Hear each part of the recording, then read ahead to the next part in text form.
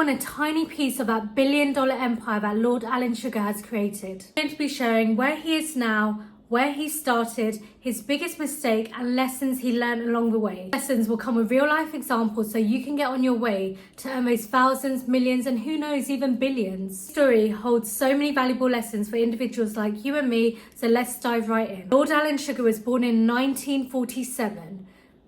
1947. He started his journey in the 60s. He was hustling car antennas from a truck of a van. Until the 1980s that his fortunes actually took off. Age is nothing but a number. You don't need to be 18 to be able to retire young and get rich. In 1968, Lord Alan Sugar founded Amstrad, a consumer electronics company that revolutionized the market with its budget-friendly home computers and electronic gadgets. This was the beginning of his journey to success and fame. In the 1990s, Amstrad was doing so well and Lord Sugar diversified his portfolio into real estate and telecommunications.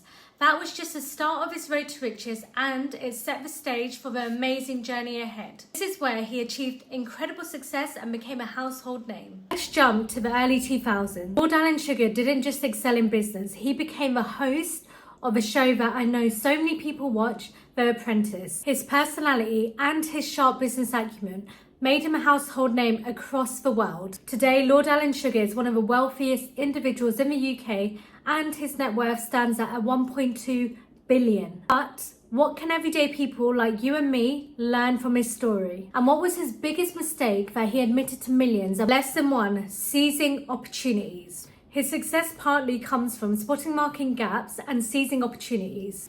Just as he did with Amstrad, it's important to identify niches and cater to unmet needs. Let's think about the boom in food trucks and sustainable clothing as an example. Successful business people have been able to look at what is out there, what's not out there, what expectations can I meet, what needs can I meet. Lesson number 2, being resilient and able to adapt. During his journey, Lord Sugar had so many challenges, but he was able to pivot and adapt when needed. During the pandemic, we witnessed so many businesses pivot their model literally to survive. Restaurants offering meal kits to personal trainers offering online fitness classes. Being able to adapt provided a lifeline. Lesson 3, building a strong brand. Lord Sugar's empire was built on strong branding and customer trust. It's important to cultivate a brand identity and deliver exceptional value. Let me give you an example. Think of brands like Nike, Adidas and Apple. Consistent messaging and commitment to quality have got them a loyal following. We are in a crowded market, so it's important to prioritize branding to stand out. Lesson 4, embracing innovation. Lord Sugar has demonstrated he's able to innovate and stay ahead of the curve. Crucial for success. So let's take examples like Uber or FinTech. The reason that they've done so well is they have stayed ahead of the curve.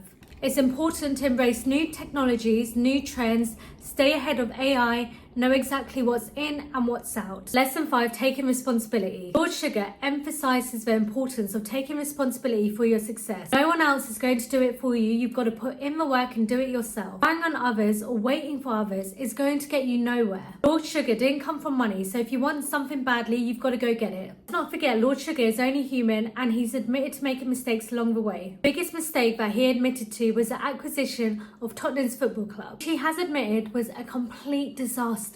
He had great intentions, but it ultimately distracted him from his priorities. Make sure you minimize distractions that can detract you from your main goals and objectives. Also, so important to play to your strengths. Let's say you're a web designer and you see there's a niche on YouTube for fashion, sustainable fashion as an example, but you have no idea about it, so you spend hours and hours trying to research it for it to just flop. You're not going to excel in something you know nothing about, especially if you have no interest in it.